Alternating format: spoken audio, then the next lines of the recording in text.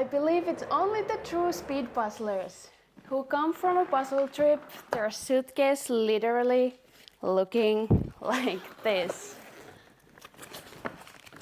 Oh my god.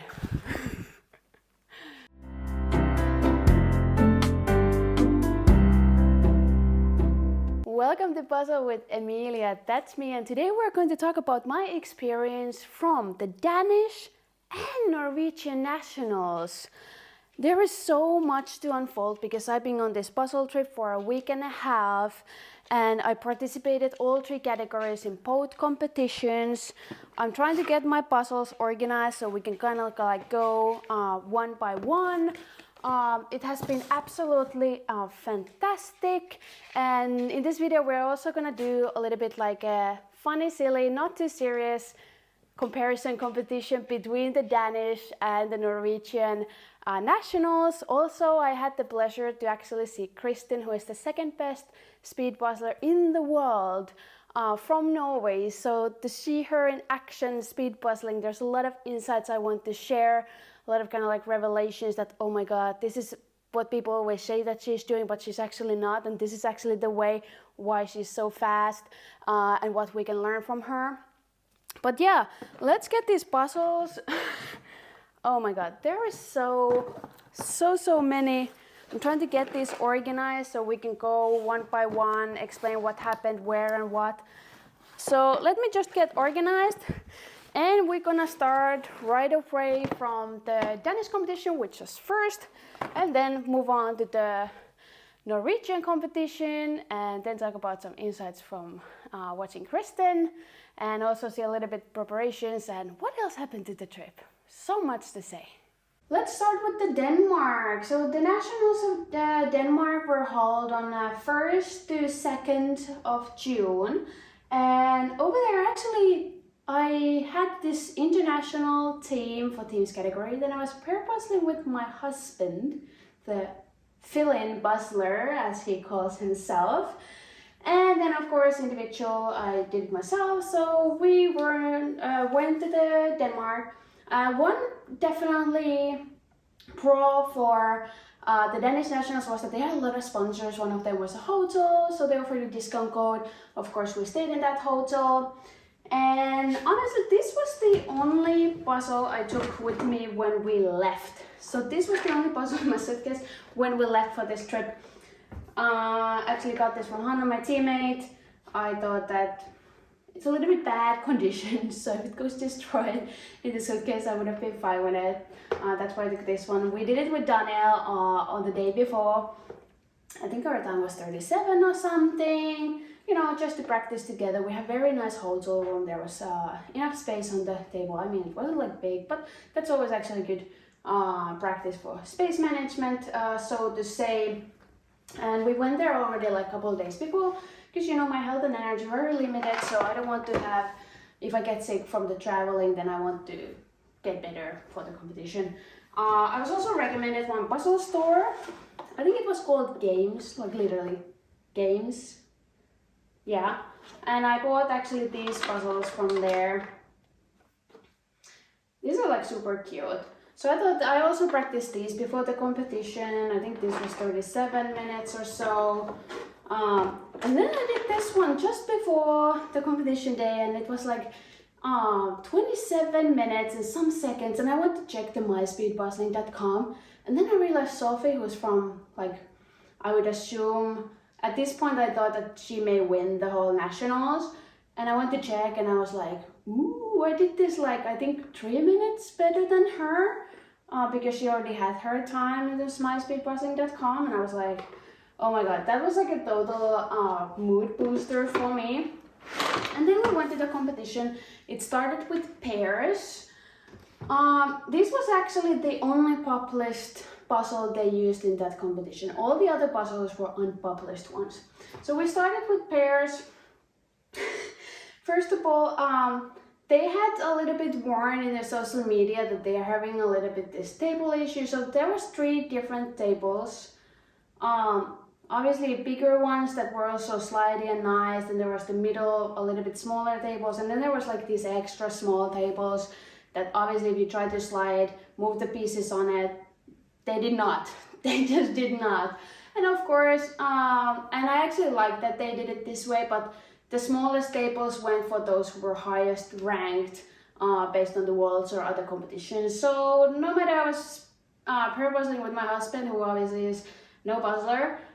We got the smallest table. I feel like it was like 70 to 60 centimeters. It was like literally like you had to start building the puzzle to have space. Like it was just so small, so small. And actually we got this Nature Edition puzzle, also known from the worlds. I've actually done this before on my YouTube video because I wanted to do the hardest puzzle from the worlds. So I've done this once like over half a year ago, and my time back then alone was 1 hour and 12 minutes. Pair's done. What was our placement? Number 14. Yes, and how did we feel about the puzzle? It was quite difficult. I was whispering in your ear before we started. I think it was 15 minutes before we sat down, and I was whispering, I think it's a Nature Edition. Yep. They had the same Ravensburger issue that the back's a little bit see-through. They had it upside down, so I know only Natural Edition, whatever, is the only series that have in the back like examples of the other puzzles of the series. Maybe you can take, oh, but it's the wrong puzzle, then we change it. Right. Sorry, we don't have the puzzle anymore because I had a copy of it at home, so I swapped it. But yeah, and then I was like, I was just hoping that maybe it's the one that I did well in the other competition some time ago, but it was the hardest. Woo-hoo. Yeah. Yeah, but I think that we've done quite well. Yeah, we did quite well, and the table was small, but we figured it out. Yeah. Supposed to be bigger for the individual. Some way to work together, not Yeah. get into each other's asses. Yeah, I had this inspirational quote that if the puzzle piece in there, it's in somebody's hand. Yep. Somebody. Yeah, but we finished quite well. Yeah. Now waiting for the individual. Yeah. And we actually finished in together in 1 hour and 2 minutes with that extra small table. I was actually doing it from the end of the table, Daniel from the side, and we pushed the pieces, but I have to kind of like start doing this. I was literally on the edge of the table. I didn't have too much space, and while I was like doing it this way, building it, I just pushed it a little bit forward when we got more space from the pieces that were put in here. Yeah, also the lighting was very different depending where did you set in the place. We were a little bit not in the darkness, but sometimes it was very odd. At one point it felt like somebody closed the lights. I think because we didn't have that much artificial light, there was a little bit windows, but not in the right angle. So you know when the sun goes off for a moment, it just goes very dark. So yeah, but very proud. It was super fun to puzzle with Daniel. And yeah, let's move on to the individual, which was the next thing. So there was 2 groups, group A and B, so kind of like classification rounds, and then the final. And I was in the group B, and we got this puzzle. This is unpublished one. I mean, I think you can pre-order it from this from a couple places already, but it's not like in the stores yet. And I was like, okay, anime team. And of course, my first thought is, I've never seen this anime, never heard about it, Spy X Family. And I was like, what if this is kind of like something everybody else knows, and then it makes it so much easier to do it. I don't think that was the case. And I actually placed second on my classification round, right? Actually only 1 minute and 37 seconds behind. I'm looking at the results here. Iris Pucker, who actually won the whole nationals in the end. And I was faster than Sophie, and I'm super proud of that because she's literally faster than me in every puzzle except not this and the smaller puzzle I just showed you. So I was super proud of that. And also funny thing, because Daniel was obviously filming this from the sideline, you know, from the audience. And apparently me and Iris and Sophie, so Iris and Sophie did it pretty similar way apparently, and I did it basically in the reverse order. So it's once again very interesting that you can do things in very different order and still have pretty much the same time. I think everybody started with the red thing though. And it was interesting, you can see that the background is a bit gradient. I think these pink pieces were very recognizable, but they were annoyingly in the middle and also not like together in the middle, but going like this. So it was like, okay, that's not a good place to start because you need something to connect them around, kind of like frames for that area. More final preliminary round done. I came second. Yeah, it was tough top 3, I would say. How did I do compared to the other puzzlers, the Iris and Sophie? It was very different way of doing the puzzle. Completely inverted. Yeah, did they say that I did it like the other way around? Yeah, exactly the other way around. That's always interesting to see. And now we have a final. My back is hurting like the word I cannot say, and yes. And yeah, let's see what we'll have in the final. Very interesting. I think the first round was more tougher, so I think I'm happy if I keep like top 10 placement comparing the first round. I think there was much more speedier people. Yeah. Yep, Thanks. yep. Bye bye. And then on the finals,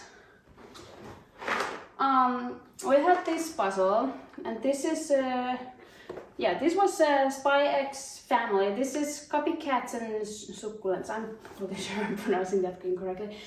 3, 2, 1, start!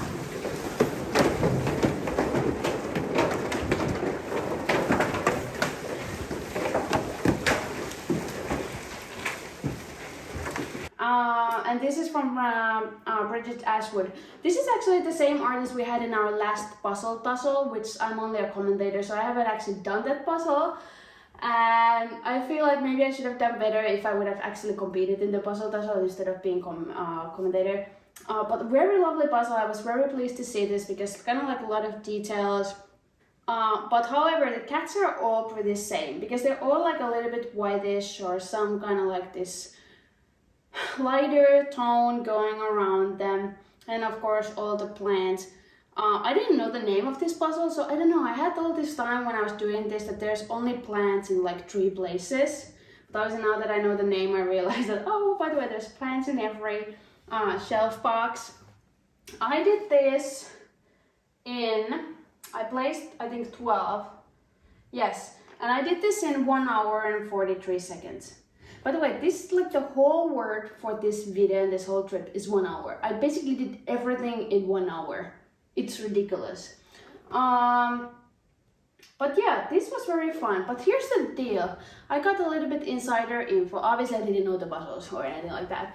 But this was actually supposed to be in my classification round. And this puzzle was supposed to be in the final. So now the question is, I came second with this, 12th with this one. So I might have actually done better in the final with this one, and obviously in the classification round it doesn't really matter that much, I would have qualified anyway. But obviously the reason why they did this switch is because they had like a certain amount of people for the classification rounds and then 25 qualified for the final. However, as you know, as an international guest, we cannot take official placements, so it's always 25 people who live in Denmark. So if you come 26 and there is one international guest in between, then you're not disqualified because you were 26. They will still take the 25. So apparently they realized that they don't have enough puzzles for the final because I think they calculated that there will be 50 people and then realized that, oh, by the way, we may have like 53 or 54 because of the international guest qualify. So yeah, that's a good question. And then that was the day. Yes, that was the day. And then on Sunday there were still the teams. So I was teaming up with a couple of puzzlers from German who rather not be in my videos, which I obviously always respect. So we did this puzzle, and we had also Daniel. The two Germans never met before, and me, and we got this puzzle also unpublished, very cute. This is very interesting always when I do a puzzle with a lot of details, especially with the team. It's kind of like after you finish the puzzle, you actually take like this good look at the puzzle, and you're like, oh, this was the image, and oh, there's this kind of detail, because you're so focused on your own areas that you're doing that you may miss like major things on the image. So anyway, we did quite good. We came third with the time of checking again. We came hour and 4 minutes and 49 seconds. So I think that's pretty good time, since we have a person who never does puzzles and then completely kind of like new first time puzzling together. So yeah, I really love this puzzle, but I only realized, I said afterwards, that this seems to have some kind of like a fairy tale theme. We have the, God, I only know that in Finnish, Lumikki and the Seitsemän Kääpiötä. And then there's some orchestra, and this is kind of like a theater thing. But yeah, that was very much fun. Obviously, I said we were third, but then that means that the people from the fourth place were actually third officially. We cannot win any prizes. We don't have the official placement as internationals. And also Alfonso from the Federation was in the Danish event, which is funny because I think he actually flew back to Spain and then came again in Norway, and we obviously just stayed a couple extra days and then went to Norway directly. Didn't go like back and forth between Finland and the countries. Alright, then Norway. So we went to this Stjørndal. I still don't know how to pronounce the place. Anyway, preparing for the competition, so I did the small puzzles again. Surprisingly, I did the Copenhagen puzzle. I was slower with it, so I was like mortified with that. Obviously, you know, when you practice right before competition, you want to have the amazing results. Then you do a puzzle, you just did it before, and you do it slower, and you're like, dun, dun, dun. Well, anyway, then I had bought also this from Denmark, and this is something I swapped. The Lupines puzzle that we had in the pair speed puzzling, so there was a swapping table. I went to swap it because I said I already had it from the Worlds. So this is actually from my own collection, not the one I got from Denmark. So these are the puzzles I practiced before the Norwegian competition in the hotel, which had, by the way, super nice lobby, so there was like a bunch of space to do it. I started with this because obviously I thought this is much more harder puzzle. And then I thought this is a good thing to do because this is very similar to the panda puzzle from the Finnish Nationals, Red Panda, the other, you know, kind of like, I don't think they call this a series, but obviously these are from the same series. This took me hour and 37. I would have wished a bit better time, but it wasn't like super disappointment because I expected this to take long. Excited to do it again, maybe later. Then I thought, okay, this looks rather easy puzzle.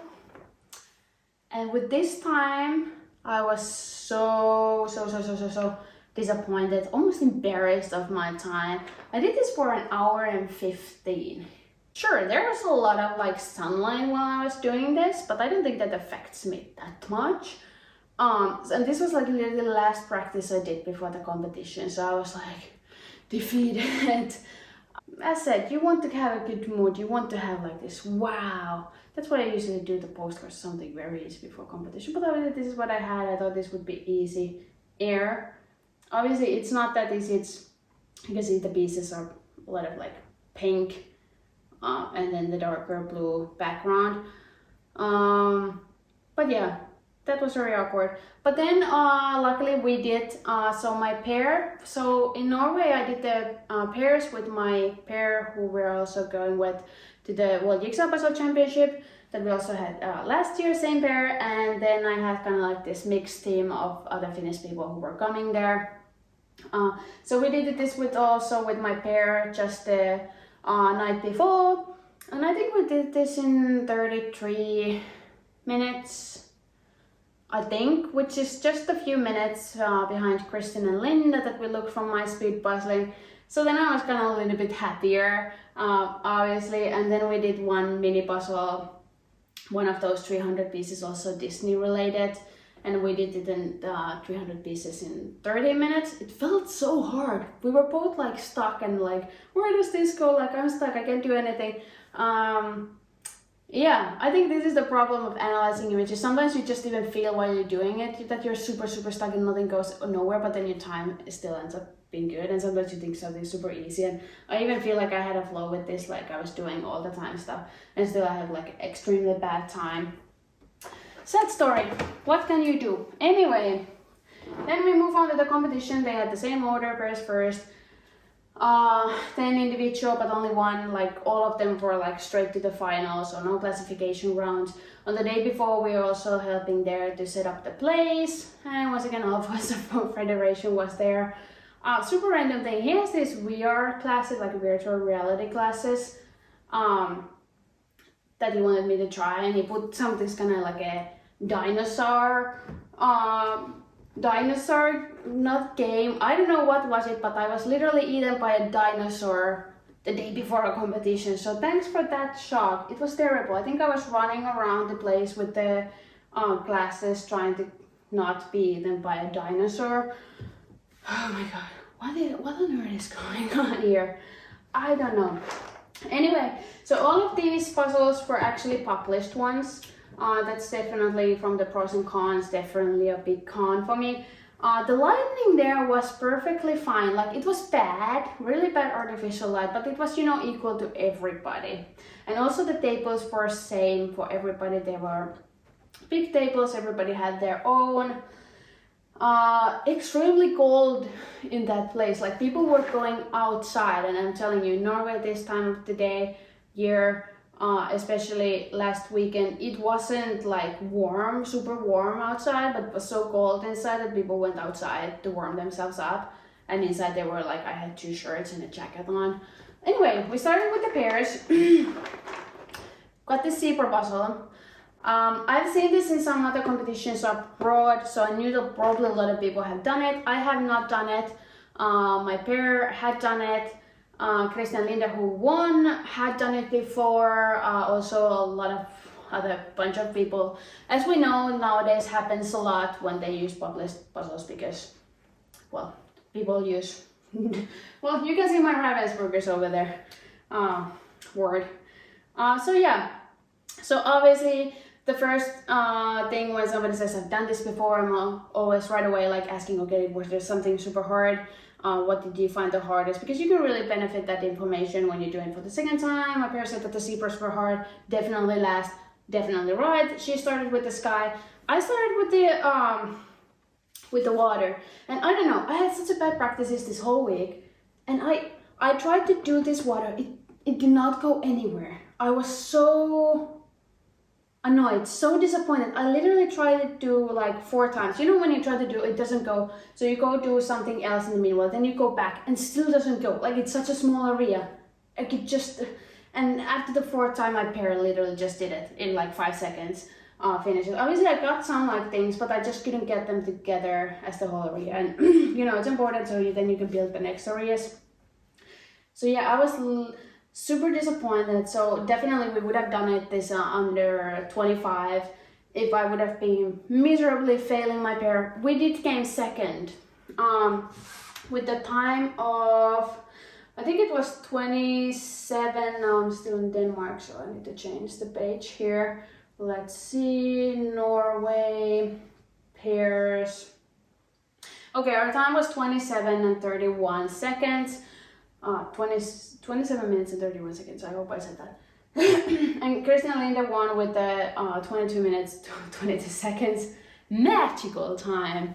I don't think we would have won them anyway, so I don't feel that bad, but I think we would have done it this like easily under 25 minutes if I would have not just been failing. And also comparison, as I said, the Denmark more event, because there was a person who wasn't competing, kind of like hosting and also explaining stuff in English. So they didn't say anything in English. And that doesn't really matter to me. Obviously, I'm there as an international guest, very appreciative to have the opportunity. but I usually follow up like when they start the countdown, because numbers, even if I don't know the language, it's very easy to me to understand when they're counting down, because the numbers are really the same with all the languages, at least if you know some. But apparently they weren't doing a countdown. I think they were saying ready, set, go in Norwegian, which me and my parent didn't realize that they're starting. And out of nowhere, I just see people wrapping up the, taking the bag off, and I'm like, what do we do? We both were like in a shock for a moment. It was so funny because we had this rule or rules that my parent takes the bag off and I take the box lid off and put it to the stand. But we were both in such a shock, and when we reacted with like a couple seconds behind, we both started to do both of the things. But yeah, so yeah, I got this puzzle because I've never done it before, and yeah, we tried to beat Kristin and Linda, but nope. Okay, we have a problem. I think somebody's moving, and Vili is not a fan. Okay, for the 5th time, let's try again. Let's move on to the individual.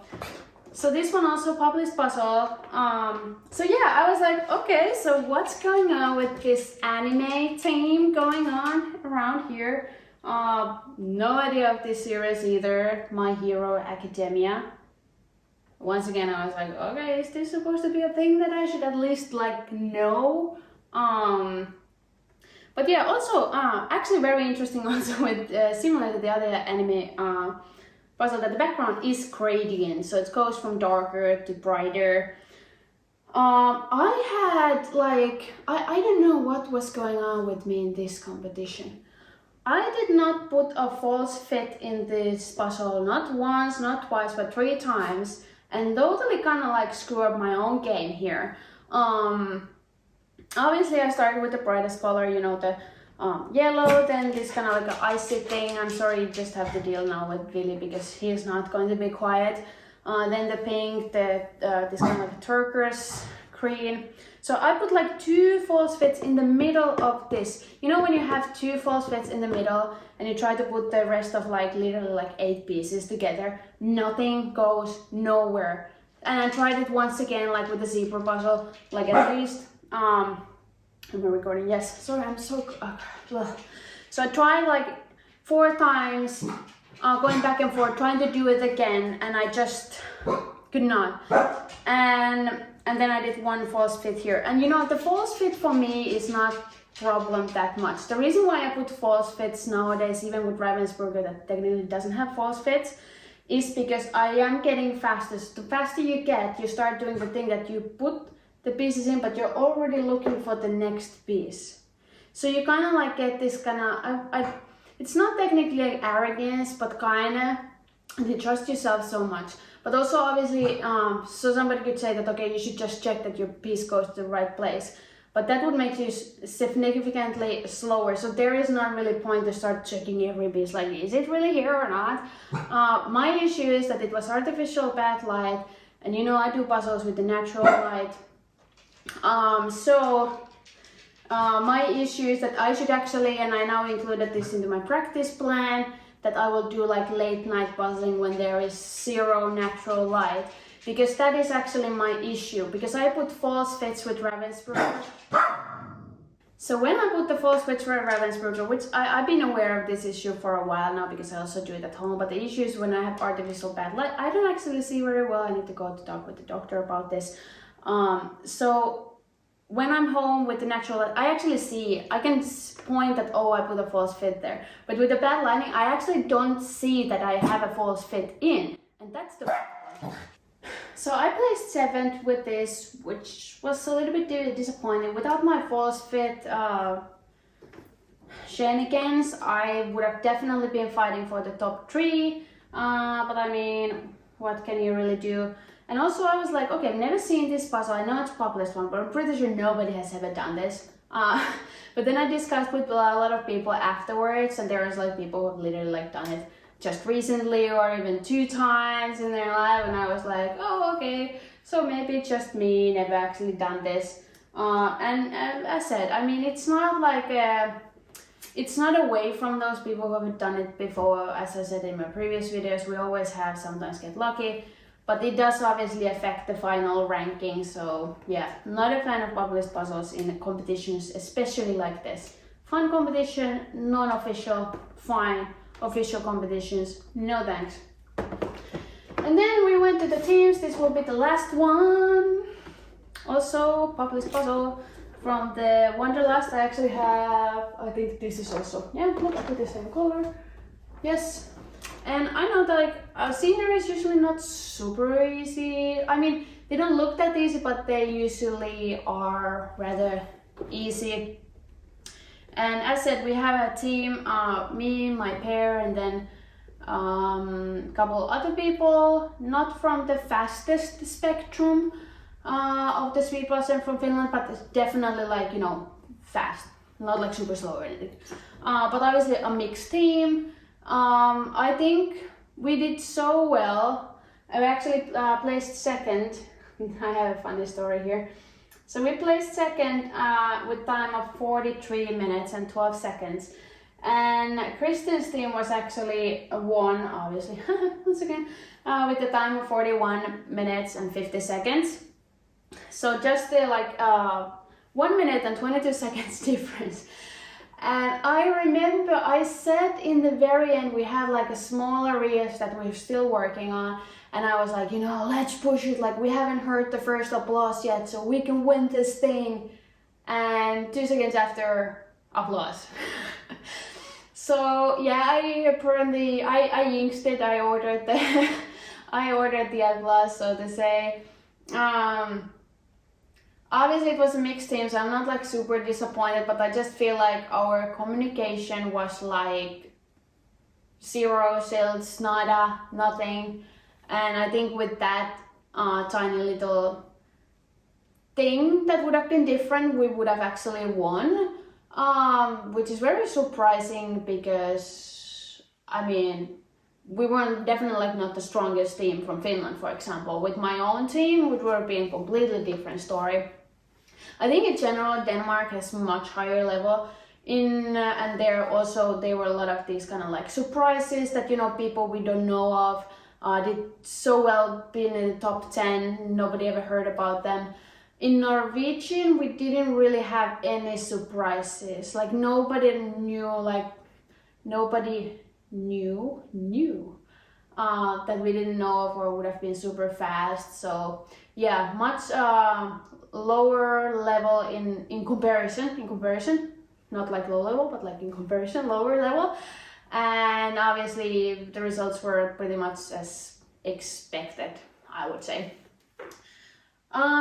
But yeah, this was like complete chaos from the beginning, because I'm personally so used to that I keep asking like, what are you doing? What are you doing? What are you doing? Because I don't have time to watch what other people are doing. I just trust that they will tell what they're doing, and then I will have like this, I can visualize it in my mind, or not even visualize or pay attention, but when I move on to doing the next section, I can remember, oh, this person mentioned something about this. Well, but you know, new team, different kind of styles.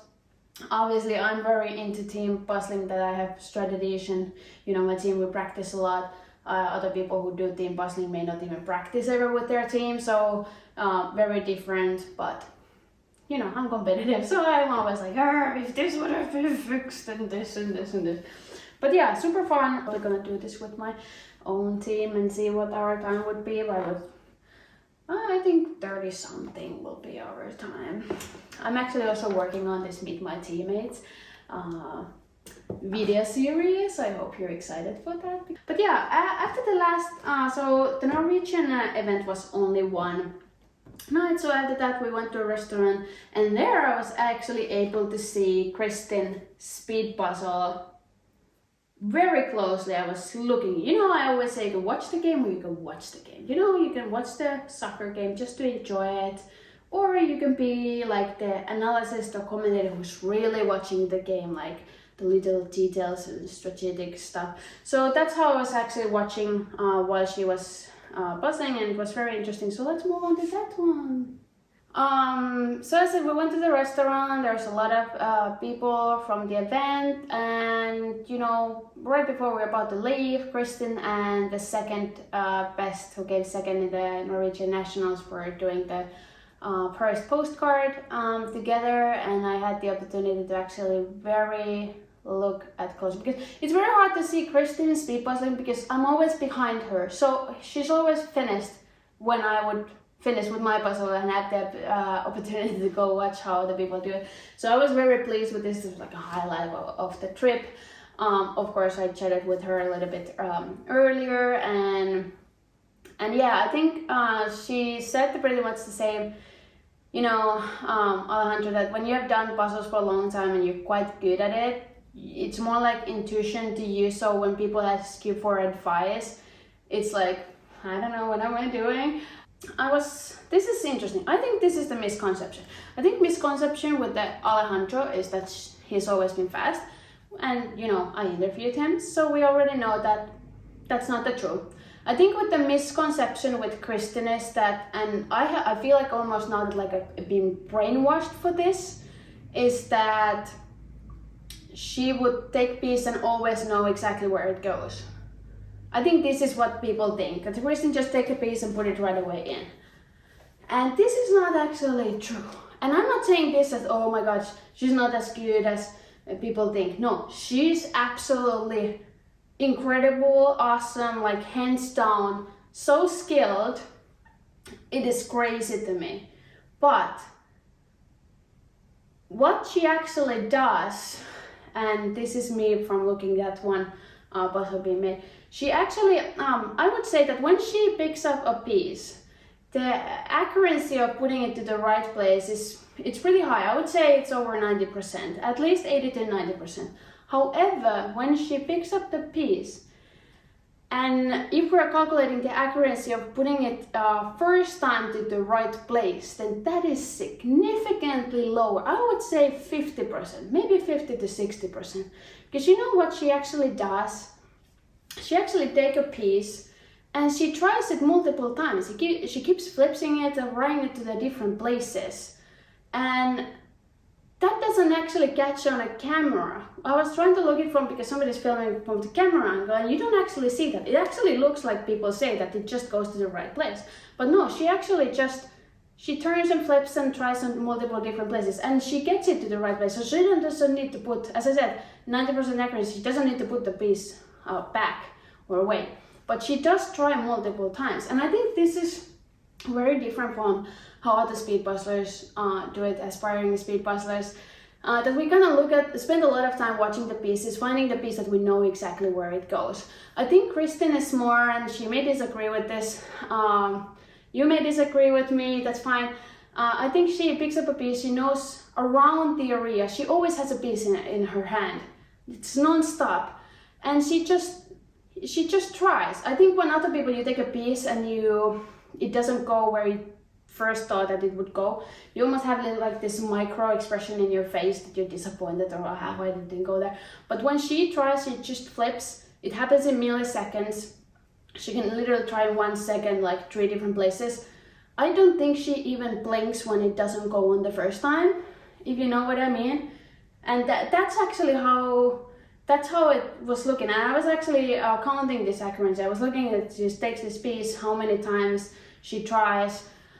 Obviously I cannot do like a full statistics of the whole puzzle because, you know, brain is not wired that way.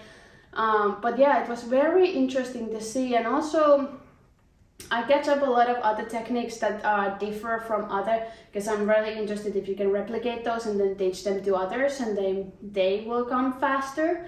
But I'm on the progress of trying them out, and I'm gonna share them, testing them out, see how they affect, if there is some base over there with these new techniques I can see, and then I'm gonna share them probably with my speed up members as part of the coaching. But as I said, I first need to test out, because sometimes we see stuff that's done differently but it actually doesn't affect the result at all. As said, you can do puzzles multiple times, different people still have the exact same time. But yeah, it was very, very interesting to kind of see that. And as I said, she always has a piece in her hand. She does not stop. Like seriously, she does not stop. But there's so many other points that I saw were done differently than what I've seen analyzing other people do. So yeah, testing it out now. And actually, if you're interested in speed up coaching, we do have this weekend our next session where I'm gonna share different kind of practices and all these kind of like a small tricks. Yeah, so exciting. And that's exactly also like the best part of traveling to these events, because I learned so much analyzing what other people do, because I can analyze what I do, but I see the same things pretty much. It's not like my brain is gonna pick up some magic new trick or way of doing out of nowhere. So it's like really good to see how other people do stuff. But anyway, I think the final question kind of remains that which one was better, the Danish or the Norwegian event? So this is actually very hard, because I feel like they were very opposite when we look at single factors. For example, tables. They had 3 different tables, extremely too small, did not slide in Denmark. In Norway, they had the same tables for everybody. They were big and quite fine. Lights. In Denmark, very unequal. In Norway, bad artificial, but same for everybody, which sport-wise is the most important thing. Denmark, unpublished puzzles. Norway, published puzzles. Denmark definitely had more like this event and community feel. Of course, I'm saying this as an international person who doesn't understand the language, so that may also affect. But I feel like there was a lot of other things going on within the event, you know, like a lot of sponsors, different kind of activities on the place, you know, pre-hype, after hype, which was like much more better than in Norway. Of course, you need to remember both of these were having their first event. There is no like crazy money moving in the sports, and also not like experience behind that much. So no need to be like harsh on like this is, oh my god, you should have done this better, but you know, just comparing here, so we can all learn for other countries. And then obviously they had the classification rounds for individual, which I find very important in Denmark, because as you can see, I was second on the classification, then I was out of nowhere 12. So it kind of also, even though I was lower in the final, but it does also kind of like evens out, because if I would have been just directly 12, I would be like, okay. But I mean, now it like more evens out, that you know, sometimes I'm faster than this person, sometimes I'm not, depends on the puzzle. It's hard to see these differences when you just do one puzzle.